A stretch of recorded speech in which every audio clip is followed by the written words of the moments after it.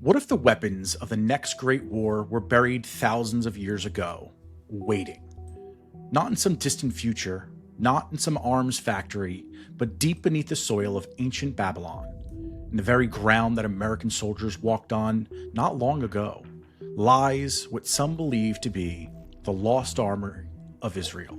Sacred, hidden, and according to Scripture, scheduled for use. Raise your glass to mysteries, cocktails and conspiracies. Dive into these histories, cocktails and conspiracies. Raise your glass to mysteries, cocktails and conspiracies. Uncover those anomalies, cocktails and conspiracies.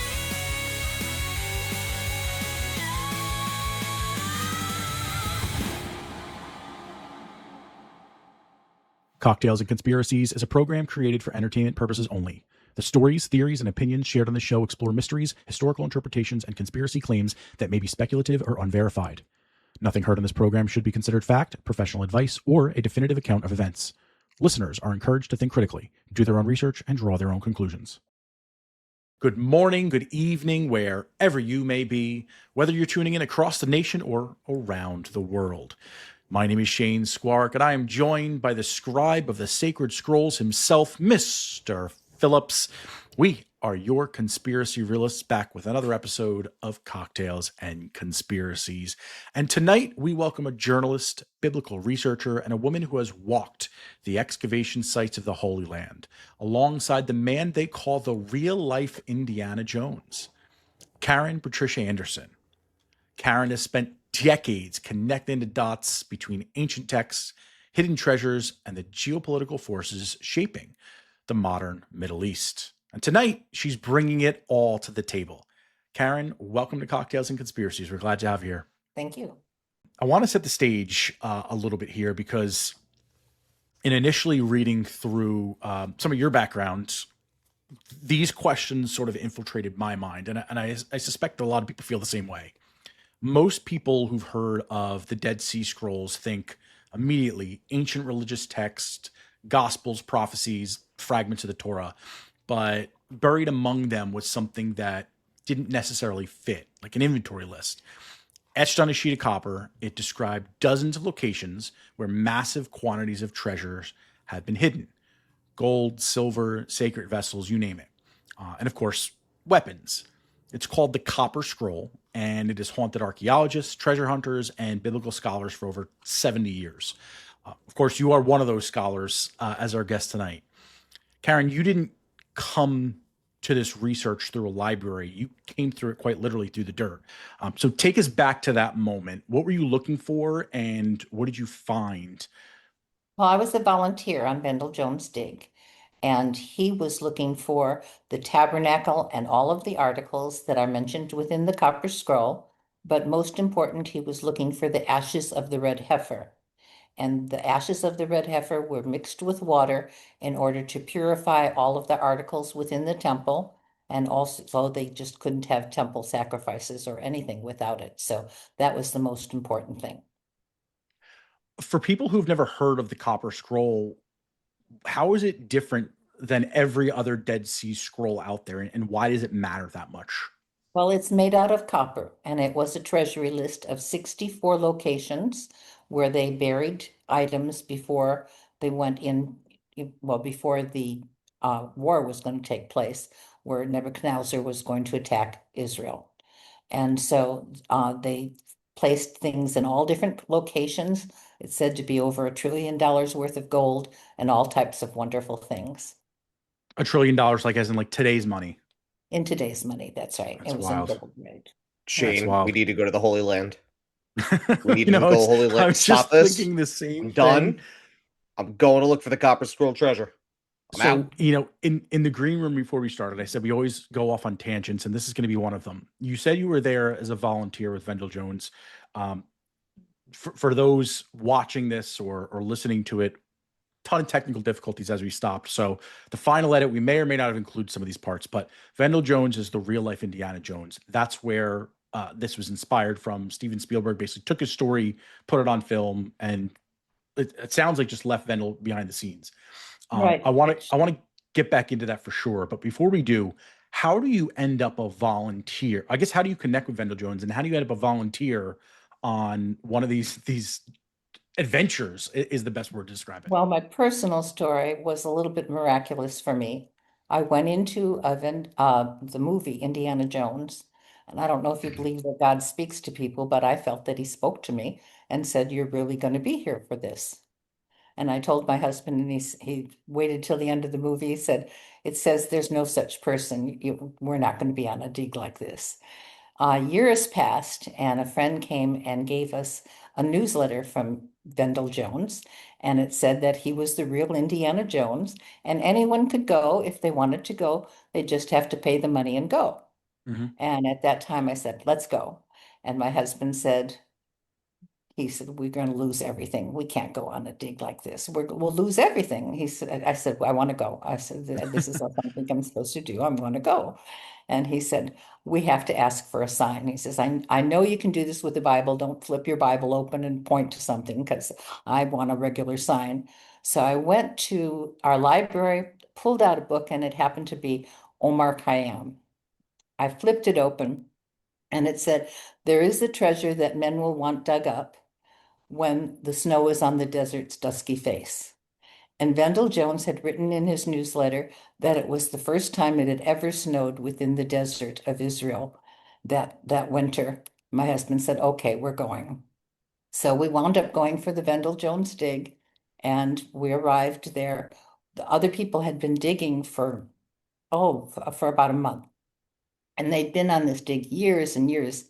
But right before we got there, they had found the incense at the opening of the cave. Vendyl Jones had predicted the incense would be there. He read the Copper Scroll as a mystery. He placed lines across it and made a big X and read it, and it said that at the opening of the cave, there'd be the incense. Well, Vendyl Jones found the incense, and he had a friend, man who was world renowned. He won a Nobel Prize, and he was a botanist. And they went to the Weizmann Institute, used it, and separated everything, and figured out what things would be in each of these articles that were within the incense. And they found them. There were in the Bible. There's 4 articles within. I think it's the Mishnah. They have 13. They found 11 of them. One, they didn't know what it was, and one would have evaporated by that time. So the world news was there. Everybody was coming out to the world news, and it was a big event.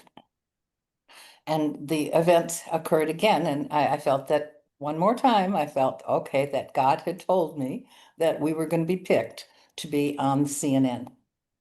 Sure enough, it happened. They had 26 people on the dig. My husband and I were picked. And when it got my turn to go on, God had told me one more thing, to pick 5 questions or 3 questions, excuse me, and that they would ask those 3 questions. Well, when it came my time to go on, the lady asked the wrong question, and I'd been on television before, and all I could do, I knew I had to go on this next second, and yet all I could do was say, "That is the wrong question," to God. And the lady stopped the camera, backed it up, and asked the right 3 questions. That made a believer out of me. The rest of my life, I decided to only work for jobs as much as I could that would allow me to study. So I could study 8 to 10 hours a day. And I've spent my life doing that since 1992. That is wild. That is literally, we've been on this kick lately where and it's purely coincidence. If you believe in coincidence, we often say here there are no such thing, but um like this idea of spirituality and how things can just happen, right? And if you ask for a sign, sometimes you're given a sign. And people often say too that I asked for a sign, I saw nothing. And I remember reading a quote once. I won't even try to quote it because I'll butcher the whole heck of it. But it's like, if you ask God for money, is he going to give you money, or is he going to give you the opportunity to make money? Right. And so it's like looking for signs in the things that you are given.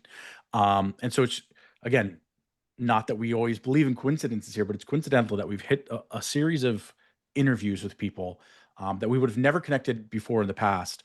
and we've talked about this idea of spirituality and this sense of knowing, and then you come on and actually experience that. You get this urge all of a sudden. Your husband asks you point blank to get him a sign, and you get it, and get to experience something that's truly once in a lifetime.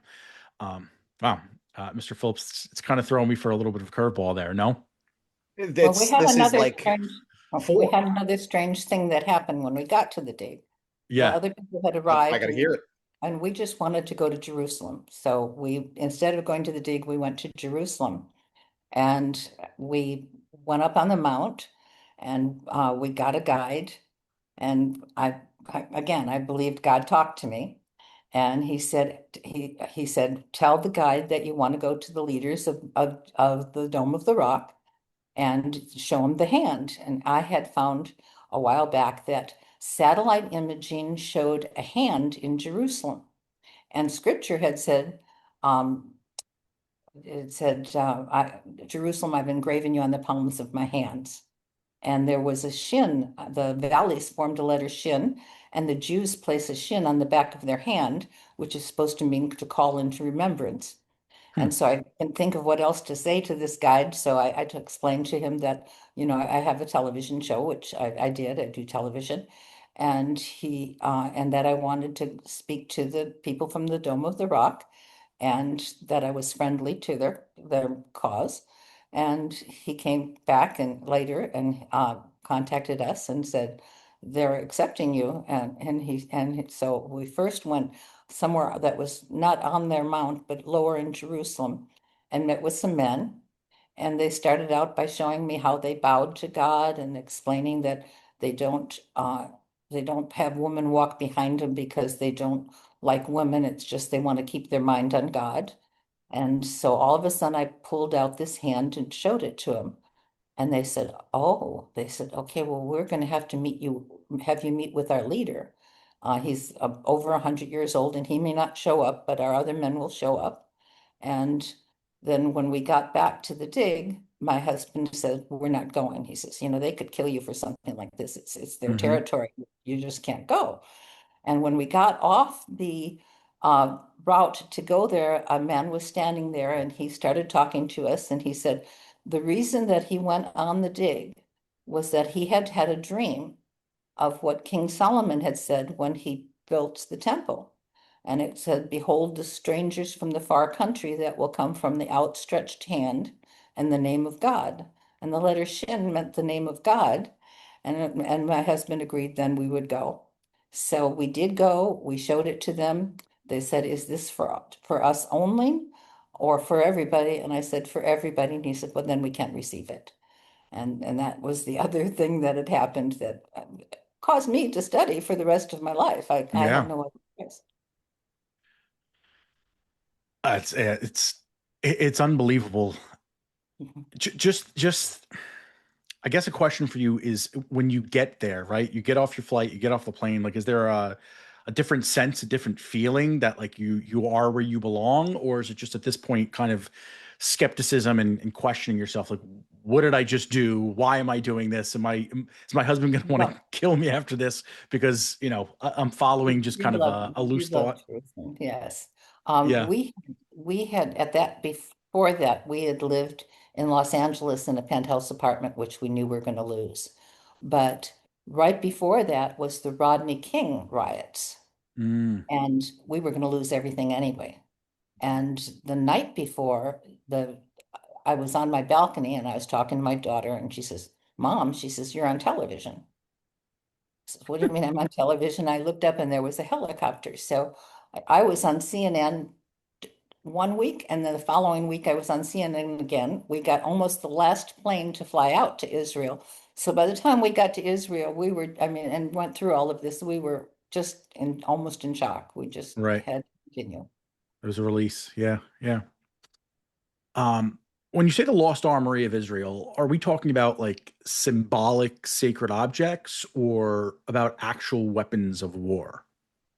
Weapons of war, and what Jeremiah was told was to take these vessels and to bury them in Babylon, or to bring them to Babylon until the time that the Lord would come forth and bring them out and set them in their place. That was in Jeremiah 23. The another there's another treasure map that was written in the time of Jeremiah, that Jeremiah had brought these items, and it stated that there was a copper plate. It talked about Babylon treasures and also those in Israel. It stated that there was a copper plate with all of the treasures that Vendyl had spoken of, written by 5 men. And Vendyl Jones took the copper scroll and had it analyzed by a handwriting analyst and found that it was written by 5 men. Hmm. So this was the first thing that showed it was true. And then they found another scroll of this that included more information that had been blocked out in this scroll, and it was 800 years earlier in the Cairo exhibit. And it said that this was written by Shemor Levi, which was one of the 5 men. It went back to the date that he existed and stated that date. And so this was a genuine scroll. It had to be real because it was written about the copper scroll before the Dead Sea Scrolls were opened. And it also mentioned other things that were buried within Babylon. It mentioned specifically that there was to be tens of thousands of silver and gold shields. And it also mentioned that there were over 1,300,000 gemstones, all the high priest's garments, and many, many white garments for the priesthood as well. And the interesting thing about this thing is that these are the very same items that are mentioned in the 1QM War Scroll that was also found within the Dead Sea Scrolls. And the setup for this, years ago, I had a friend that was on my show at the time of the first war in Babylon.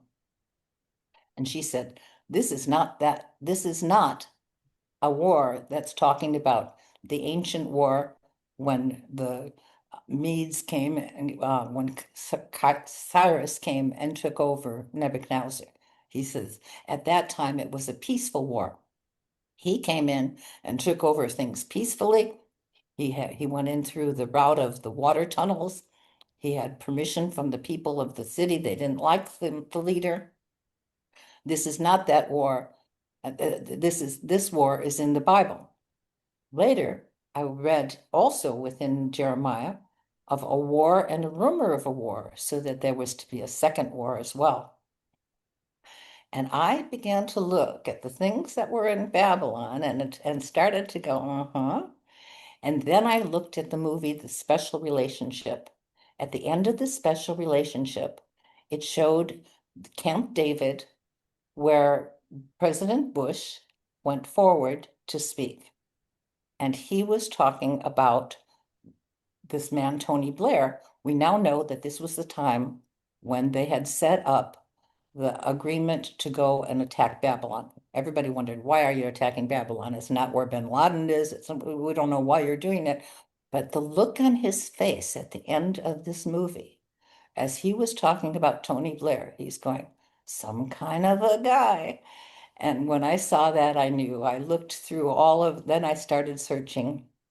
And I looked through all of the things that are within Jeremiah 50 and Jeremiah 51, and they're talking about an assembly of nations that was to come. And then they're talking about that you're going to have arrows that don't miss, which was the smart missiles. And they're Right. talking about that they're supposed to place an armory around the wall, and they did. And they're talking about many things that are within this, that are within the Bible, that are specifically speaking about this war. Well, where it's talking about arrows that don't miss in Jeremiah 50 and 51, it's also talking about to make bright arrows and gather the shields. And the shields were the thing that were needed most for this 1QM War Scroll that are located within the treasures in the armory. And also the Bible within, let's see, it's called Psalms 147, says, the shields of the earth are mine.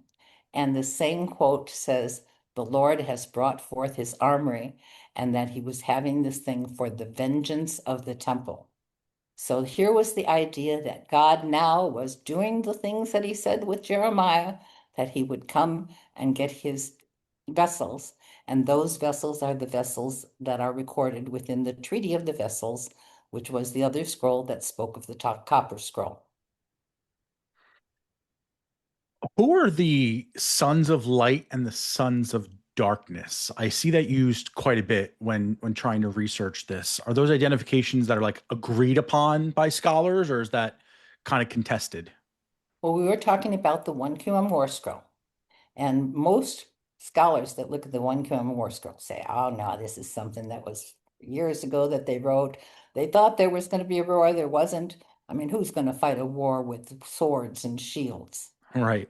The swords are specific swords that Moses spoke of in his last address to Israel before he died, that God was going to have swords of his excellency.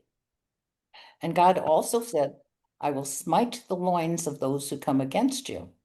And the 1 War scroll also speaks that the men, before they would go out, they had to cleanse their loins, which would be with the ashes of the red heifer in the water. So this was one of the things that had got me.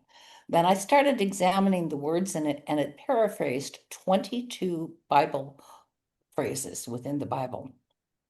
And the closest one, well, there's two close ones. First was that it paraphrased Isaiah 11 and the people that were to be in it. And that is a future war because it talks about the time they will fly upon Philistia, which is the Gaza Strip. They didn't fly in those days, so it's a future war. Future It war also, from the perspective of the time it was written, not necessarily our time. it also paraphrased Psalms 83. And Psalms 83 is an interesting passage because it talks about the people that are talked about within the war scroll. Edom, Moab, Ammon, Philistia, and the inhabitants of Tyre. But it also, within the scroll, said, and assisting them will be those who come against the covenant. Well, everybody within the Psalms 83 war, it talks about Edom, Moab, Ammon, Philistia, and the Ketorites, the Hagarites, the Ishmaelites. And all of them are agreeing to come against God's covenant of land. They're saying, let us wipe out Israel that we see it no more. And that war is getting ready to happen soon because the preface for that war is the events that took place at the Gaza Strip, which was called ancient Palestina. It was the place where the Philistines were. Israel today is not, Israel was never in ancient times called Palestine. That was Mhm. a name given them by a general after the 70 AD war. They were just trying to, do this as their public relations. And so the area that was called Palestina or Palestine or Philistia, depending on what country you're quoting it from, is the Gaza Strip. And that area, now the people that are there aren't people from ancient Palestine. They're people that um, most of them have come in from Europe. When Israel was set up, they had 50,000 people where they drew a line down the Jordan River to divide it. They had 50,000 people approximately that came from Israel that went over to the Jordan who were Arabs, 50,000 people from Jordan that came over to Israel that were Arabs. And if you look at the mandate in setting up Israel, it was their land. They're not taking over somebody's land. This is their land. Well, interesting in the as we're speaking of this war and people that God's going to come against, he talks about each of these countries from 2,000 years ago. It's not a religious war. They're not against a religion. He's talking about the events that took place 2,000 years ago and what they did when Israel was come against and transported, that they said, aha, and so forth. And that's what he's against. But what happened on this is that God also said of Palestina or Philistia, he said, because you picked up the old hatred. They aren't the people there. They're dead. There are no Palestinians today. There's nobody from the ancient Philistia or the Philistines is what it's named after. But how that connects to the Gaza Strip war. In Isaiah 14, in a portion that says, "This is the purpose of the whole earth," it says, "Howl, O ye gate, O Palestina." Palestina today is the Gaza Strip. The Arab crossing is where the gate was where the place took place. It's the only gate between them and Israel. And then it said, smoke would come from the north, and that's what happened. The smoke came from the north, and he said, "Thou will be dissolved, melted." So the whole area got melted. And then it also goes on and well, I should say before that, it's talking about a war between the root of Jesse and the root of the cockatrice, which is the serpent. So it's talking about the Antichrist and the Christ also being within this war. And it's where God's saying, "I will set you down. I will." And Lucifer is saying, "I will set my throne above you." So this is, now you don't read this in what I'm about to tell you, you don't read it anywhere, and you really have to research it to get it. But Bel or Belial is a name that was given to Draco. You can find it in the Masonic Handbook, that the ancient name was Bel and Belar was in the Talmud, and that the Greeks connected Belor to Bel, and that it's all connected to Draco. And Draco was originally seen as a serpent with wings, who was the emblem of Satan within the heavens. And the man who's crushing the head of it is Hercules, which is, it's a story that's, we're talking about who was standing for the Messiah. And Bel was the emblem and the king of Babylon. So when he's talking about the king of Babylon that he's going to come against, Nebuchadnezzar, when he went to get set up, he bowed to Nebuchadnezzar as his regent. So all of this is about the one who is Satan and his seed, as opposed to the seed of God, that were supposed to come against one another. Okay, so now we've got this as we're going to the Gaza Strip. It says, "What shall we say to the messengers?" And it says that God founded Zion and the poor shall trust in it. Well, that's a weird statement. If you look at it, well, I don't know what you're talking about. Well, the poor are the people who come back from Israel, and God founded Zion with a thing called the foundation stone.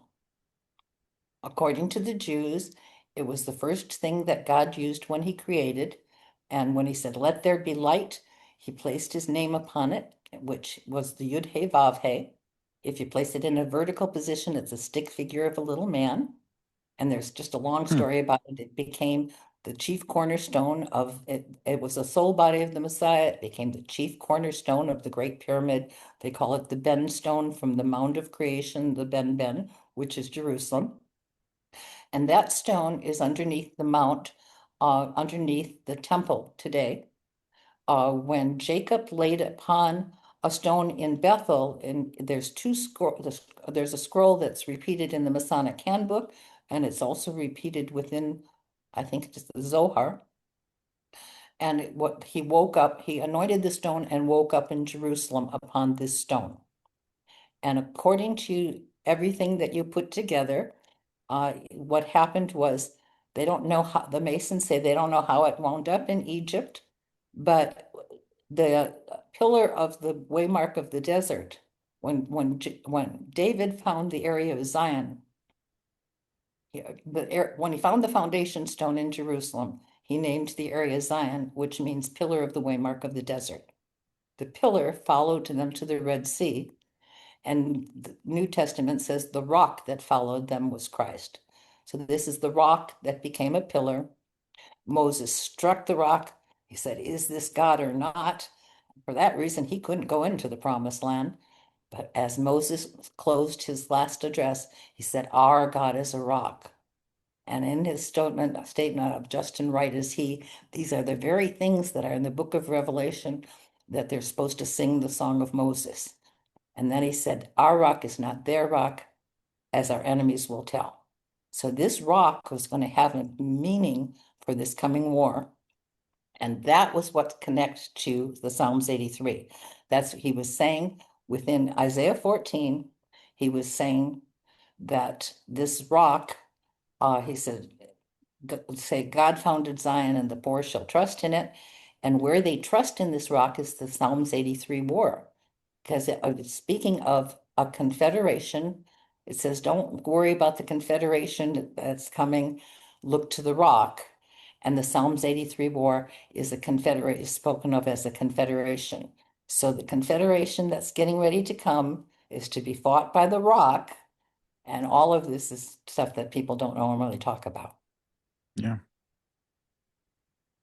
I want to take us to ancient Babylon, which for listeners that haven't picked up on it, it's modern day Iraq. How does treasure that's buried in Israel end up there? Like what draws people away? And I guess what's the biblical basis outside that for that journey? Well, we're talking about the biblical basis was when Jeremiah was told by God to bring them there and the Right. time that he'd bring them up.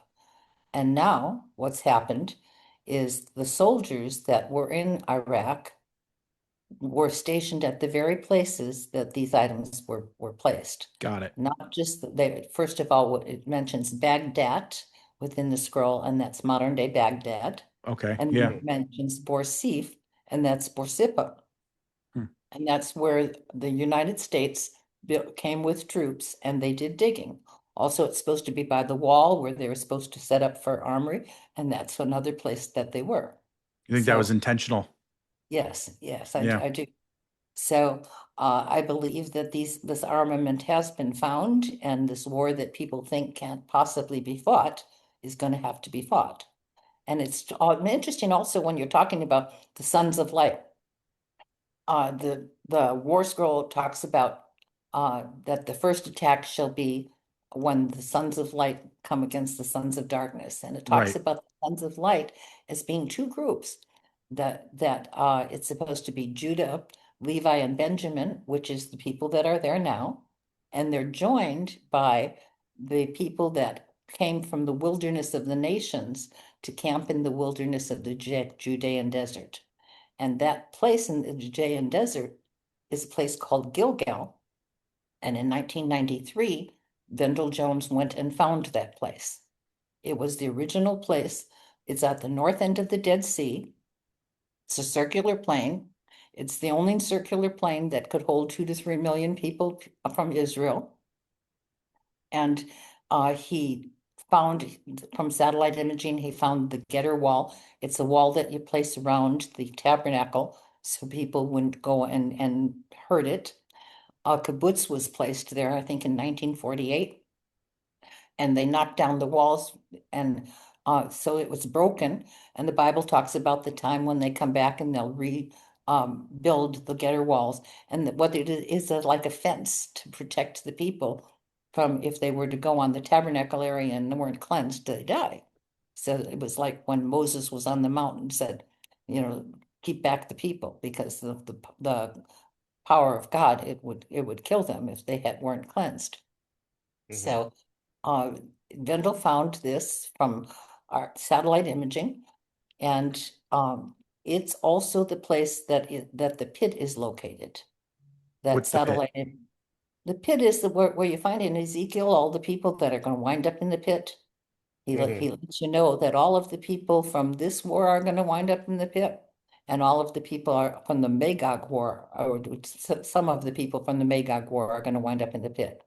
And these two wars while the first war will take place at the spring equinox, it tells you in the very day that you set the plants out in Isaiah, and that's the time of king's planting at the spring equinox. And it also tells you that you'd have plants that had special shoots, strange shoots, and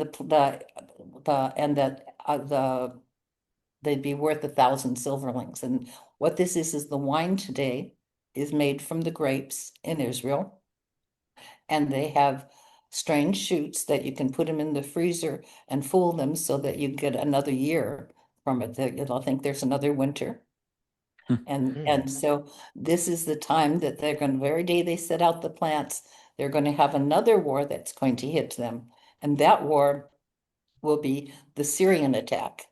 Isaiah connects all this to the burden of Damascus, that it's going to be destroyed. And I'm probably going too fast for you. I'll let you speak for a second. No, it's definitely a lot to kind of take in. And as you're saying some of these things, it's aligning not only to obviously current events, but to other prophecies, right? I mentioned briefly to Tim offline probably a couple weeks ago that I was listening to an episode of the Y Files where they had on a guy named Chris Bledsoe. It was talking more about alien life or extraterrestrial or higher powers. Chris is very non-committal in what he says it is. He's not going to call it like an alien's like a Martian, but more of a spiritual being, which he would liken to gods.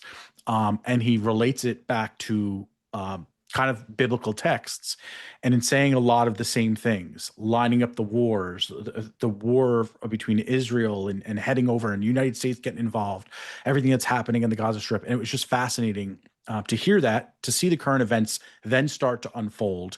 And then again, for you to start to come on here and reinforce that through a very similar lens, starting to put those pieces together in my mind. So if my eyes look like I'm focusing in, it's because like my brain's churning away. Tim, you've dove quite a bit into some of this stuff as well.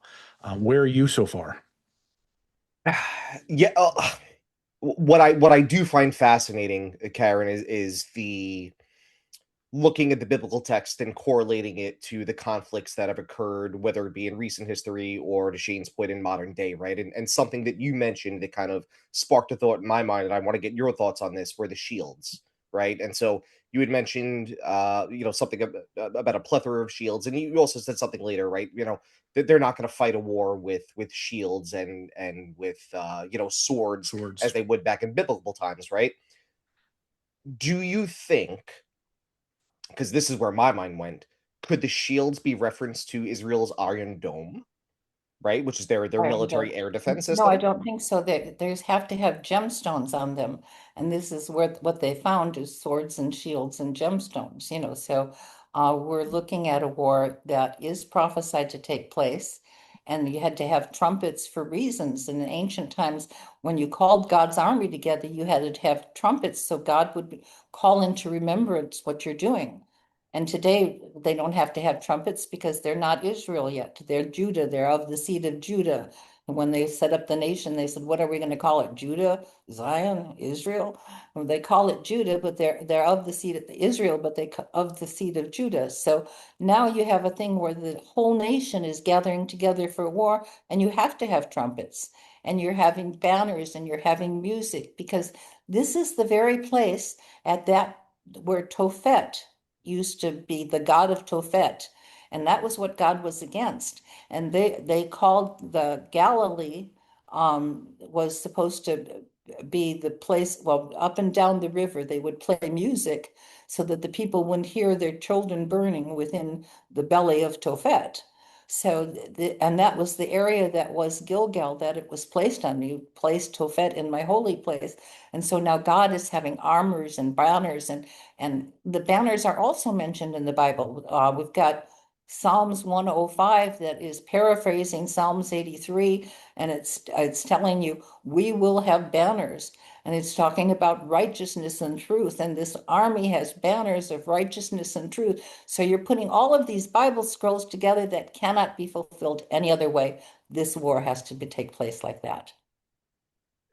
Where does Iran fit into the picture? Because if Babylon is modern day Iraq, what's Iran's role in this whole Okay, thing? Iran is ancient Persia, and they Hmm. are one of the people that's in the Magog War. Part of Iran, um, I can't remember, on the coast, I can't even remember the name right now. It winds up in the pit, but Persia does not. And so that part is where Kazakhstan is, and it's off of the size of Iran. That what's happens as far as the timing of this, the Book of Enoch tells you that the pit is at the north end of the Dead Sea. It's the deepest place of the earth. satellite imaging found it and some other things. There's Job had talked about that God had placed a seal and he had wrapped the sea with darkness as a swaddling cloth. And he said, hitherto thou shalt come and no further. And the Zohar tells you that the seal is at the north end of the Dead Sea. It's in the Book of Concealed Mystery. And he said that on this seal, it blocks out worlds and worlds, and it had the name El All on it. And they did satellite imaging and they found that. So they know that the pit is located there. Well, this is important because people are going to wind up in the pit. And the Book of Micah tells you who's going to wind up in the pit. But by the way, it tells you Asher is within this war, and they're helping the children of Lot.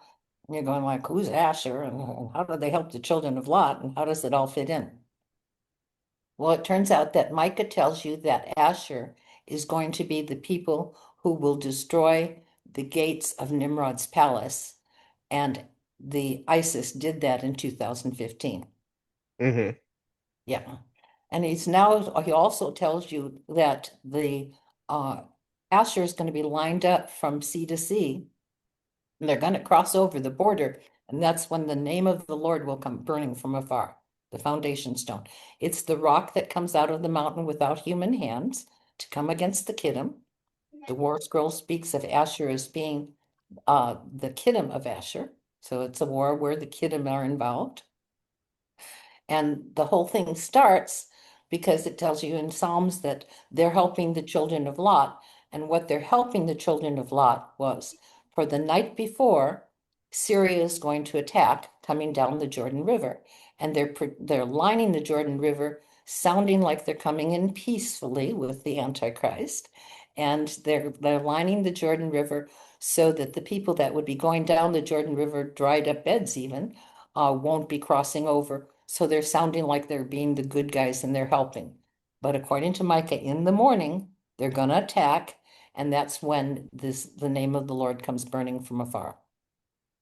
So I don't know if there are other questions I'll let you ask. I've got a million. Okay, go ahead. Okay. We were talking about Iran. It's a war that comes later and they wind up in the pit, and I can give you the timing. Right. Well, there's a school of thought from some people, speaking of Iran and the conflict that's occurring right now as we record this. There's a school of thought that this war was started to bring about the end times. All right, that's a wild thought, right? But it's out there, right? It's people are talking about it. What do the biblical texts say about that? How do you feel about that? When you say this war, which war are you talking about? What's the current military operation that's going on between the U.S., Israel, and Iran? Okay, so let's state what happens first. We're looking at the Jordan River is where the fault is. There's a fault, the Jordanian fault, that goes up and down the Jordan River. The rock is the rock that the gates of hell will not prevail against, and that's the north end of the Jordan River. When the rock breaks open, the pit of hell, which it says it will, then also the Jordan River becomes a fault and opens up. So Asher is in the sides of the pit. Tyre, the citizens of Tyre are supposed to be located at the lowest point, so they wind up in the pit. They're next to the pit. And this war takes place before the Magog War, and how we know that is the Magog War is going to take place. This war takes place right before Passover. It's the spring equinox. The Magog War will take place a year after, well, not actually a year after, 7 months and 15 days before the following Passover. It has to be a Jewish leap year. They have an extra month then. Ezekiel tells you that from this war, they buried the dead for 7 months, then they have to cleanse themselves for 15 days. So it's 7 months and 15 days. And that war is the war that Iran will be involved in. So we know that Iran hates Israel.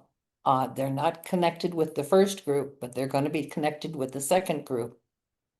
And they wind up in the pit. And how we know it's a 1-year sequence is that at the end of the war, the man who is the the Antichrist. It goes to the desert, and it tells you that the serpent, the dragon and this a serpent are in the desert. So he goes to the desert and he makes a deal. He's lost his army, but the youth of Asher, he takes the young men of Asher as tributary. He's lost his army because it's like the Psalms 83 war, and that's a war that's like unto the war with Sisera, where the water came flowing. When the name of the Lord comes down, it burns and it causes the ice to melt and the water flows, and it's a flood that washes the army away. But Sisera escaped, so he escapes, and now he makes a deal with a man that's called Pharaoh in order to go down to Egypt. And he specifically is going to Zone, which means that he's the man from Daniel who's supposed to take the treasures of Egypt. It actually means the hidden treasures of Egypt, and the hidden treasures are in the area of Zone. Zone they've dug it up, and they've already found from 4 places that they dug that the treasures are almost equal to what King Tut's were, but there's like 23 dynasties that were there. So he's going to Zone, and it tells you he's going to Zone. And a year later, that would be the Passover the year later, he comes and he's chasing this Antichrist who sets up forecasts against him. Apparently, that's the Antoine Dam because it's a city that's talked about. And so it causes the waves to be so high, they're as high as the mountain, and this Pharaoh winds up in the pit. And Ezekiel tells you who he sees in the pit, and he's seen not only the members of the first war, but he's seen members that are from the Magog War, which means that 1 year after this time, on that Passover, Magog is already in the pit. And since they had to have 7 months and 15 days before they came on Rosh Hashanah to do this war in a Jewish leap year.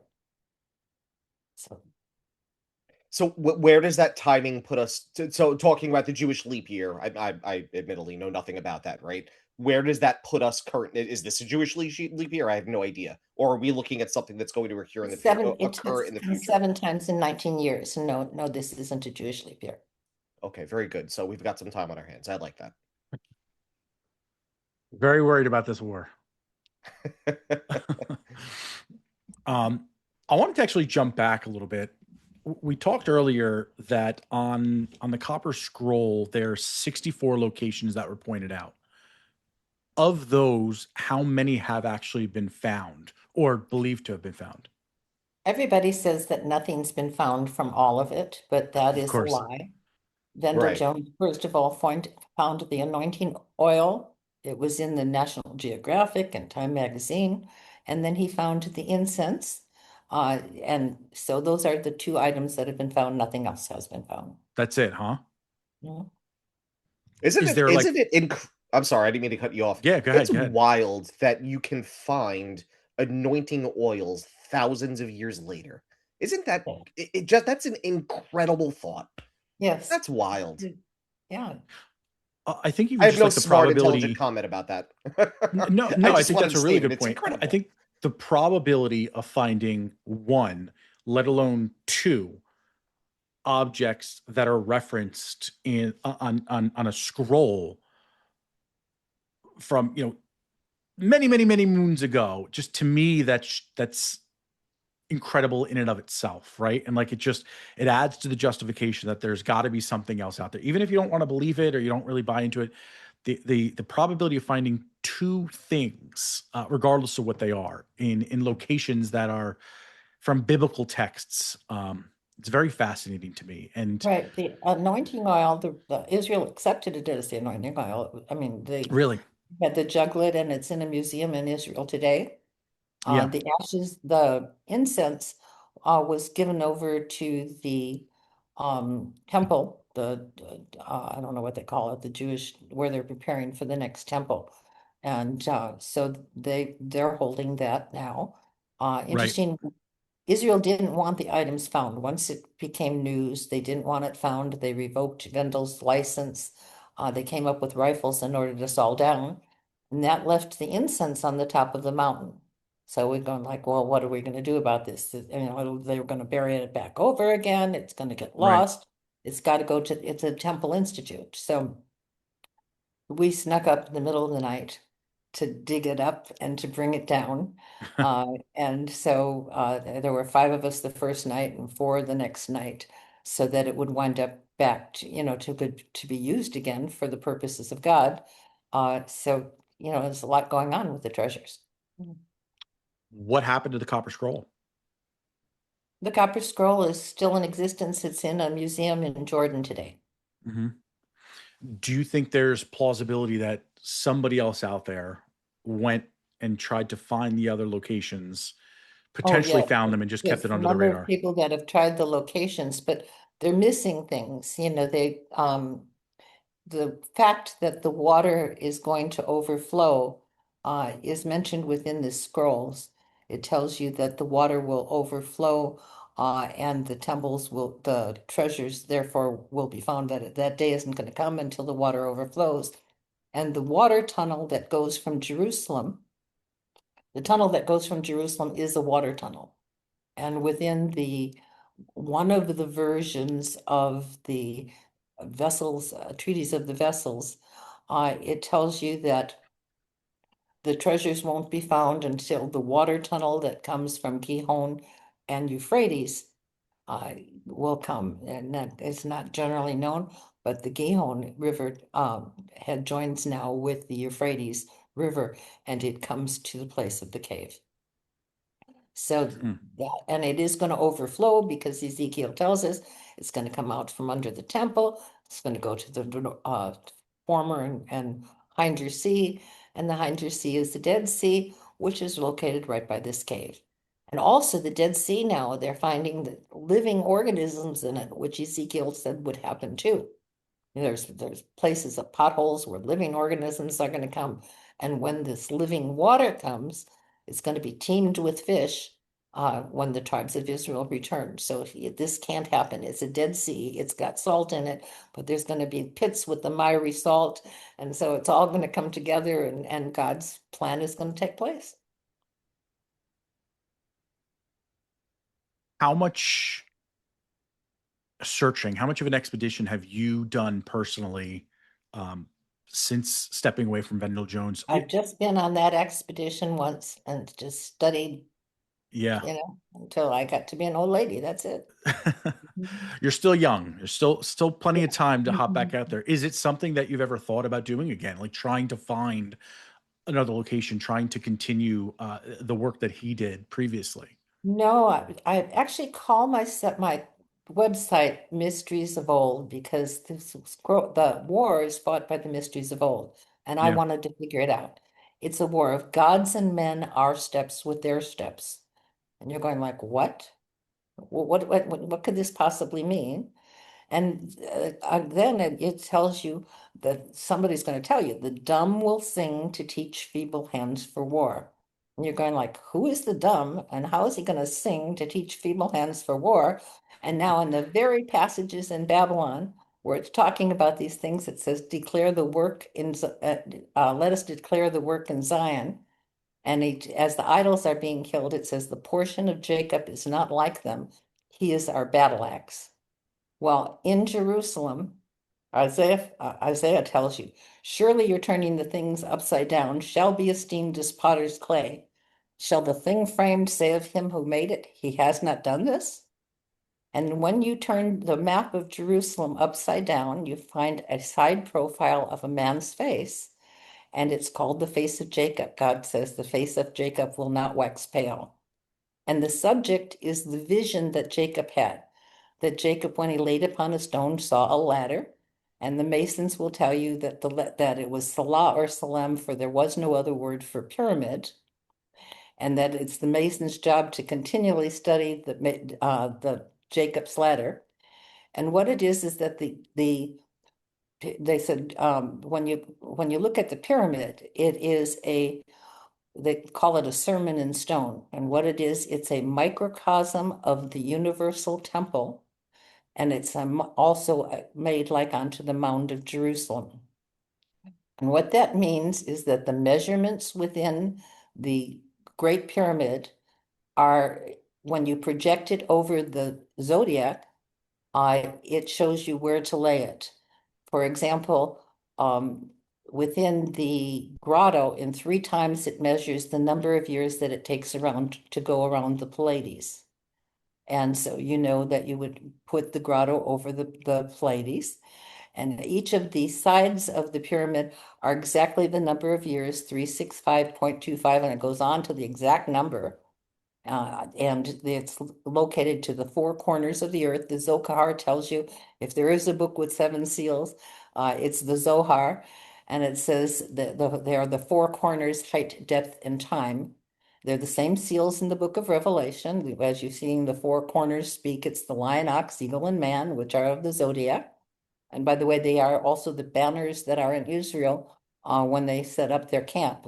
They were based on the tribes of Israel being named after the symbols within the heavens. The lion of the tribe of Judah, Ephraim was the ox. Dan is the scorpion. He was originally a serpent. And you go on from there. So all of this is taking place within the celestial heavens. And as you're laying this out, the height is supposed to go to the head of a man. That man is called the serpent holder, and he's likened to Asclepius, who was Imhotep, who was the probable builder of the Great Pyramid. Imhotep lived to be 110 years old, as did Joseph. Imhotep saved the people from a 7-year war, as did Joseph. Imhotep was the first vizier in Egypt, as was Joseph. He saved the people from a war based on a dream. And also where the stele is that speaks of this, it tells you that the dam that was built is next to Lake Joseph, which is Yosef. And Manetho searched the scrolls in Heliopolis and found that Suphis had built the pyramid, which would be a derivative of Joseph. So if you picture this man on top as Joseph, then the blessings of the sun and moon hang from his head, which is this pyramid. Hmm. And within the Dead Sea Scrolls, it tells you that Jacob, what he saw is how the temple was built, an angel come down from heaven, and that he would have built it, except he was told to move on to another place. So apparently Jacob had studied with the Sethites. They had a peculiar building of being able to build the heavens within to their architecture. And so Jacob was a builder, and it tells you that Imhotep's father was a great architect. So everything fits. That the image that you're supposed to see is this heavenly image, and in it there are angels ascending and descending. And he says how they offer temple sacrifices. These angels were called gods, and the movements that they have within the temple are the movements that are to be replicated by the tribes of Israel that are supposed to be in these positions as well. So, and how that takes place, well, you want me to continue? I'm kind of going fast here. No, no, please continue.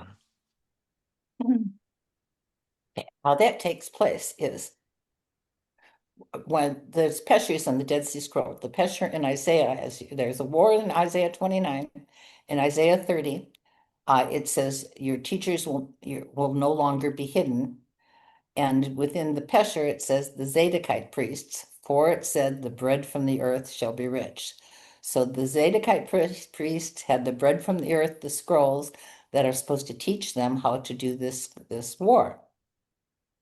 And within the scrolls, they have 2 scrolls that are addressed to the maskell, which means the viewer and beholder of the vision, which is this face, by the way. It's anatomically labeled. The fountain gate is, the true position of the fountain gate is where the eye is. Caholza built it. It means the beholder of a vision to lean forward and see a vision. And the mouth is located where the temple opening is. The laver has ivory to represent the teeth. The laver represents the saliva. The tongue, the porch was called ulam, meaning tongue.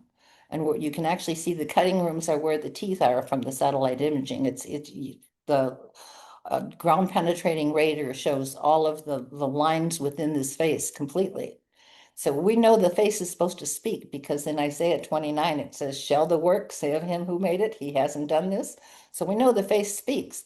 And the Levites would sing on the porch to provide songs for this image.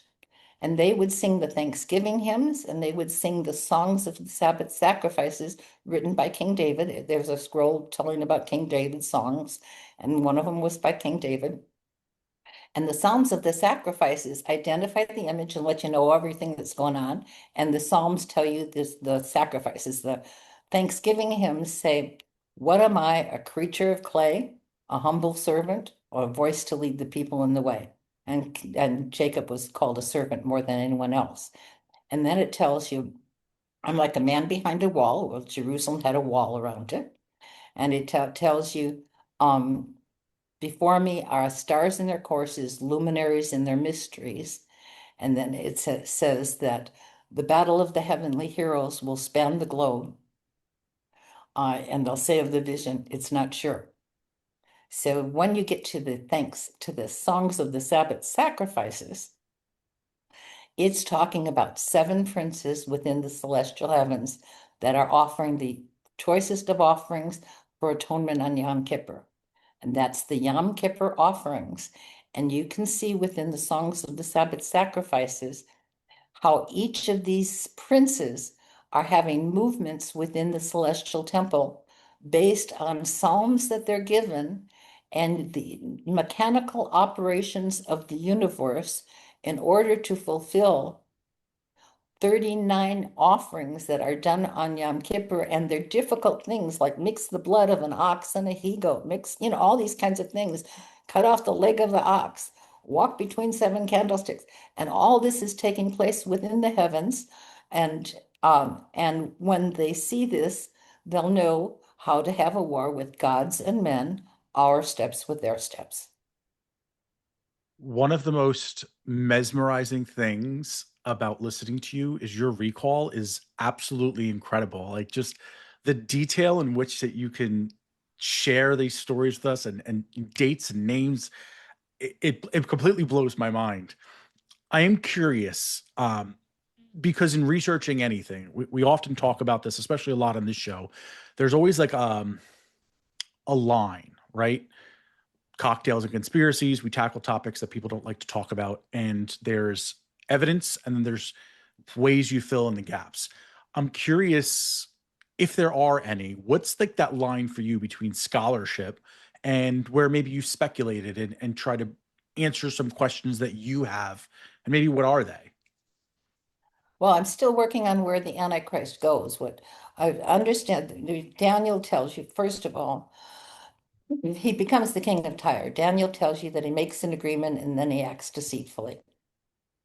And he goes to be with the small people. Mhm. And those are the people in Tyre. And we're here of the events to take place in Tyre, of Tyre sinking and so forth. And there's some rowers in it. So you think, oh, this happened a long time ago.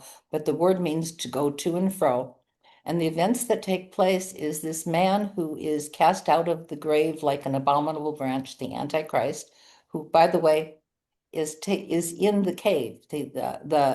Within the Copper Scroll, it tells you that the Zadokite priest is in the cave, Like and living or to be he's resurrected? dead, and the Okay. ashes of the red heifer have the ability to bring somebody back to life. Right. Okay. Mhm. And instead of, there's a place that you've taken aside the just, which Zadok means just, the Zadokite, and placed in a thing of naught, which is one who's going to the pit. And the belief then is that this man that's placed in there is one who's going to come back to life, and he will be the servant. He's the one cast out of the grave, a word that means tabernacle as well, like an abominable branch. Now, Thessalonians tells you that he sits in the temple to show that he is God. But the word for temple is holy place. It's not, and it's one applied to Mm. the tabernacle. Daniel tells you that he sets himself in the tabernacle between the 2 seas. And so his body is in the tabernacle. I believe that he's Judas because Judas is referred to as the son of perdition, and the Antichrist is called the son of perdition. And Jesus says, you are basically, you are Diabolos, you are the devil. So I believe he is the son of Satan, Hmm. and that he is the one that will be cast out. He now sounds like he's a good guy, but he's going to act deceitfully. He goes to Tyre to set up a mart for the goods of Damascus. It literally means it's because of the multitude goods of Damascus and Syria. They know that there's going to be a war. An outside force has already announced they're going to destroy them, and they're planning on going to attack Israel. So they're lining everything up, and this mart, they're going to be trading it through the ships of Tarshish, which is supposed to be Spain, to go back and forth. Each time they're going one way with all of these goods because they're waiting for ships to come back with soldiers, and they would come back empty, but they're bringing the tribes of Israel back. On the day that they're supposed to be set up to do these things, where they're getting ready for the war, the ships go down and God says, I'm full of my young and soldiers. I don't need you anymore. They're probably going to send these things down to Philistia in order to attack on all different sides. So what you hear is that the Kiddim hears about it and the suburbs hear about it, which is where the Hezbollah are and where this man was. And apparently this is the moment that he becomes the king of the Kiddim. The scripture tells you that he takes over the kingdom uh, because he peacefully sets up this plan. And his plan is that he's going to bring all of these people together. What happens is Tyre goes down, so the citizens of Tyre, they don't have a home. And so that's why you're hearing in Psalms 83, the citizens of Tyre. And that's why you're hearing Ezekiel telling you that the citizens of Tyre are in the pit because they're right across from Gilgal. The war scroll tells you that the king of the Kiddim is across from from where they're at. Right. He would be if he was with the people of Tyre and he was the king of Tyre.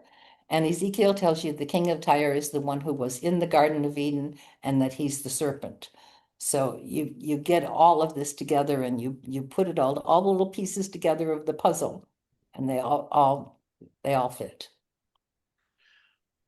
Have you ever been approached by explorers, adventurers to consult with them in a way, people that are interested in trying to find these locations?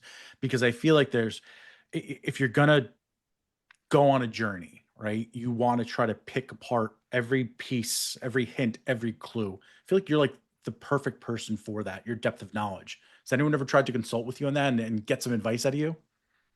No, I'm aiming for trying to give advice to Israel. Really? Messengers are supposed to come with the servant, and they're supposed to say it is the truth. And I'm also aiming to go back to the place of the rock. It talks about then that time there'll be an offering to the place of the name of God, an offer or a gift, which also would mean offering. Mm. So I believe I'm supposed to go back to that place at some time. I haven't given any advice. I just sit there and study and study. And if you study 8 hours a day for that many years, then you can put Wow. it together and Right. get it kind of straight.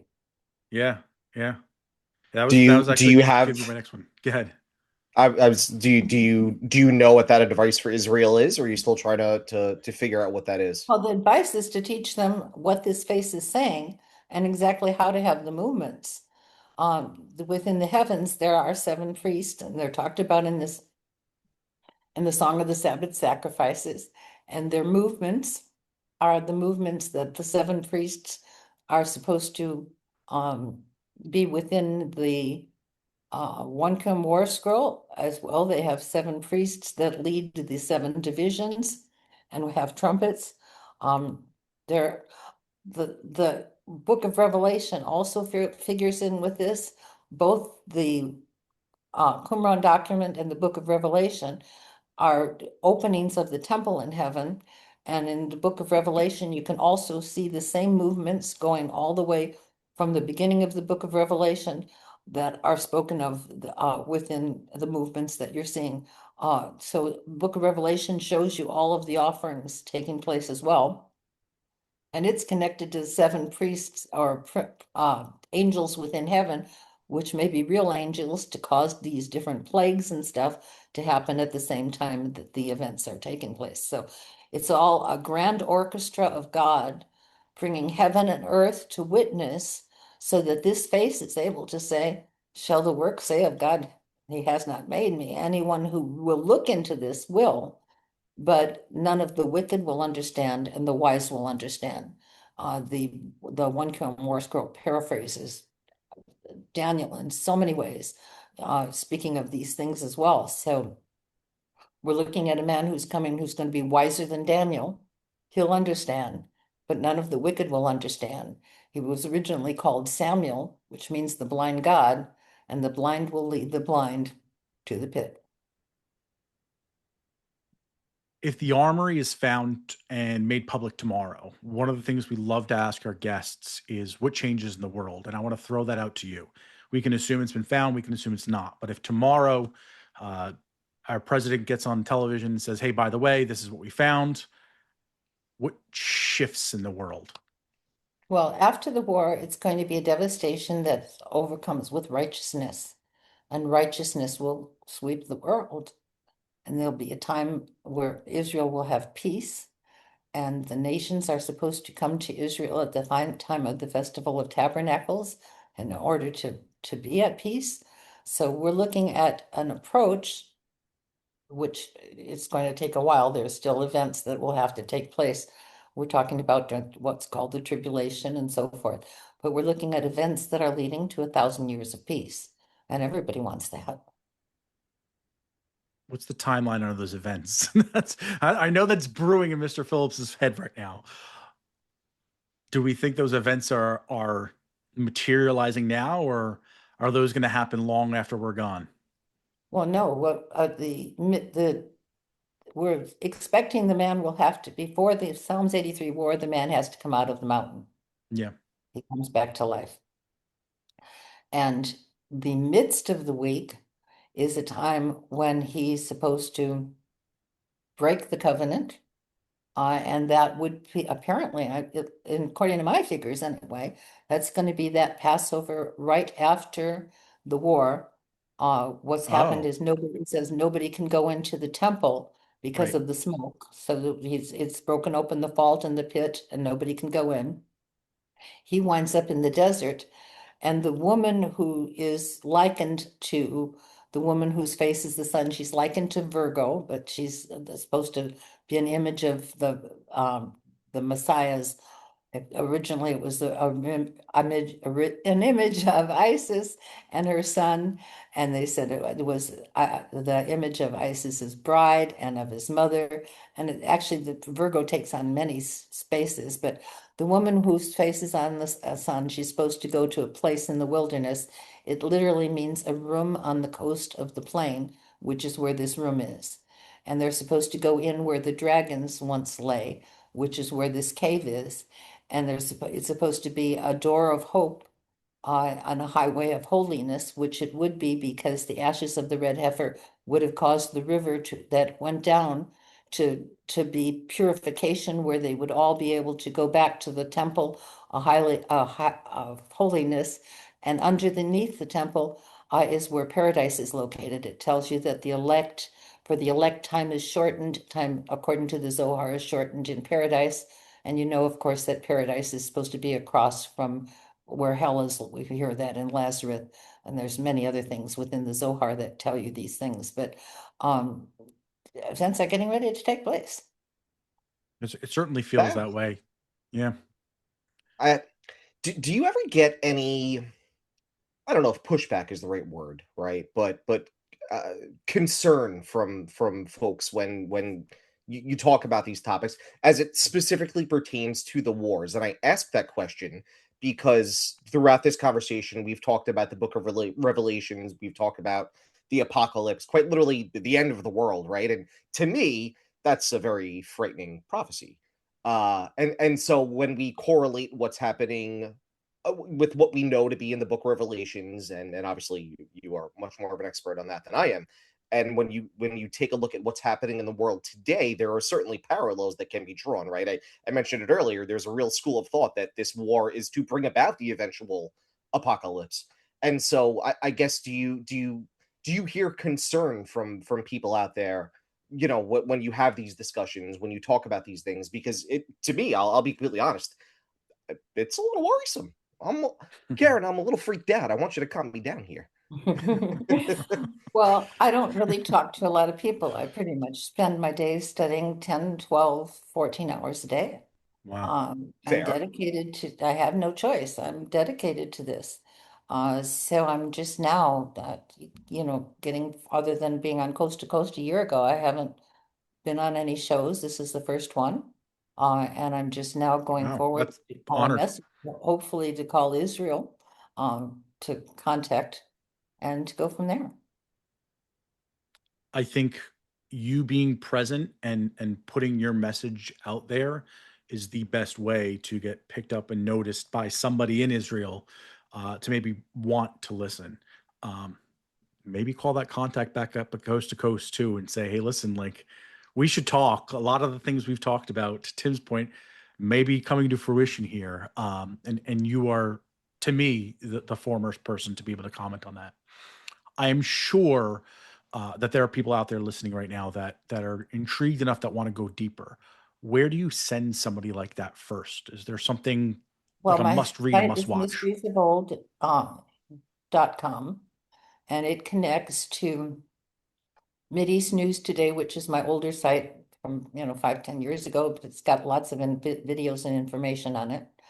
And it also connects to Astronomical Book of Revelation. That was my first thing, that the symbols within the Book of Revelation are star symbols, and that the words that are spoken are the names of the stars. That, for instance, in the heavens there is a king. He's surrounded by a lion, ox, eagle, and man. Those are the first four seals. And that when I first looked at Bullinger, Witness of the Stars, I saw that Sagittarius had a bow and arrow. He brings forth a man with a bow and arrow, and at his foot is a crown, and his star on his foot is means to conquer. So he rides forth conquering and to conquer and to receive a crown. And you just go on from that, and it's incredibly fascinating. And from the Astronomical Book of Revelation, you can read this, and you can read how all of the signs are. That the man who's like unto the Son of Man is Orion. He's walking the Milky Way. It says, "Can you unleash the bands of Orion or bind the sweet influences of the Pleiades?" Well, the bands, it actually means, can you draw out the march of Orion? He's walking the Milky Way, and he's walking between 7 different candlesticks, which the high priest does on the Day of Atonement. So those are some of the rites that have to be done. He's walking from the altar, then he walks to the laver, which is where the sea monster is. Then he raises up to the incense altar, which the horns of Taurus and Aries are the horns for the altar. The Pleiades are the 7 sprinklings in the center. Aries was called Baraziger, which means the righteous altar. But in between, after he goes from the altar, he goes to paradise. And that's what Christ did. So all of these things that are in the heavens are witnesses that he is the Messiah, Yeah. that he is the child of Virgo had a child in the heavens. Virgo is the name where virgin came from. And in Isaiah, where it says, go up to the height or down to the depths therein, the Rashi, the most famous translator, said that it meant go up to the height of the heavens or go down to the depths to bring up a dead person. And that was done in the parent travel of the sun. This child Horus was called Horus of the Two Horizons. He was Orion. And the sun would die on Passover. He was supposed to go with the sun, which was the Hermetical idea. And in the book of Matthew, when Matthew is saying of Jesus being the virgin from the virgin, he uses the word meta hermi inu, it says which being interpreted. It's meta hermi inu. It's the idea of Hermes traveling from the beginning of the to the end of the circuit to get sick or die and get well again. In his traveling, when he would die on Passover, he according to the ancients, they saw the sun would dip for 3 days and 3 nights into now what will be the pit of the pyramid. If you want to see this on my site. And that pit was in the belly of Cetus the whale. So this was the story of Jonah and the whale. At the Mm. height of the heavens, he's a man sitting on a cloud that was the ancient cloud nebula, Scorpio Nebula today. And in the parent travel, he would die, disappear for 3 days and 3 nights in the belly of the whale, and raise up. So all of this is part of the book of Revelation. I have a Prezi that shows you how to move it and to see these things. So still working on a lot of it, but my site Mysteries of Old has a lot of documents explaining when the real Exodus was and a lot of things that you can see. And there I have some different videos on it from TikTok and so forth that you can see Sure. these things. You can see the Lost Armory on it. And that we'll take a look at that too. That's mysteriesofold.com. To everyone listening out there, we're going to add them in the show notes for you as well. The first thing that jumps out in you, and I won't spoil it too much for everybody, as soon as you come to the website, you're going to see some imagery that's going to look very familiar to whether it's your flag or the back of a dollar bill as well. And that's what caught my eye mostly right away. The Great Um, Seal of the United States was designed with a secret purpose. it's, you know, this is one of those conversations that sticks with you. And I think the reason why, and part of one of my favorite things about having gone down this journey ourselves, jumping into the podcast world, our listeners have heard this 1,000 times, but for you, Karin, maybe this is the first. Tim and I used to just talk about this stuff on our own. We'd find something that we were interested in and we'd BS about it, talk in some group chats and stuff. And then one day we decided, let's just record it. And then we started to talk to guests, people that are way smarter about a lot of this stuff than we are, so we can ask a lot of the dumb questions, which I'm sure we gave you plenty of tonight. But one of the things that's been really interesting for us is when you can start taking stories of mythology, you can start taking legends, you can start taking biblical texts, you can start taking things like the pyramids of Egypt or the Younger Dryas, and there's all these interconnecting threads that pull it all together. And you hear bits and pieces all over the place, uniting it and seeing how these stories all kind of meet in the middle or have the same foundation has been one of the most captivating parts, I think. And I'm speaking on behalf of you, Tim, here, but I think it's been one of the most captivating parts. So the first thing when I saw your website, when we were looking at just kind of building some information for the episode, it's like, oh man, like we should have dove into that today a little bit. That'll be a topic for another day. But that was really, I knew we were going to be on to something, and it certainly didn't disappoint as we went through today. I'm glad you Um, did. yeah. So seriously, thank you for bringing all this to the table, Thank you and to for our having me listeners. on, and I'd love to come on again and talk about the Great Seal. It's a very interesting subject. Yeah, It's that'd be already great. in my show notes. I told you in the beginning there were so many topics I wanted to cover, and Tim I know has his own plethora of those as I well. We always I go off didn't the even get rail. I didn't even get to the Knights Templar and how that could potentially connect to the treasure and all that fun stuff that I I love. thought you were So, diving into Cat, that way earlier I when we started talking about well, Masonic imagery. I thought for sure we were I going Knights wanted Templar. to, but to your point, we go off the rails and we just go where the Yeah, conversation takes us. there's So a lot. that will be a topic of conversation for next time, Karen. There's so much to do. I do encourage everyone out there, after you like and subscribe, so you don't lose this video, um, do check out mysteriesvold.com. There's so much good information on there. I could tell you just from my short time on it is one of those websites that you will probably end up spending a couple hours on, just diving into to a lot of the research that's there. Anywhere else we could find you on the internet? Are you on any socials, Karen? No, I Not just yet. haven't Not yet. got We're there going to yet. convince you to get on them. Thank you to everyone out there watching. We hope you enjoyed this episode. Again, like, subscribe, share with a friend, or share with an enemy too. We're happy about that. Until next time, everyone. Cheers. Thanks for tuning in with us.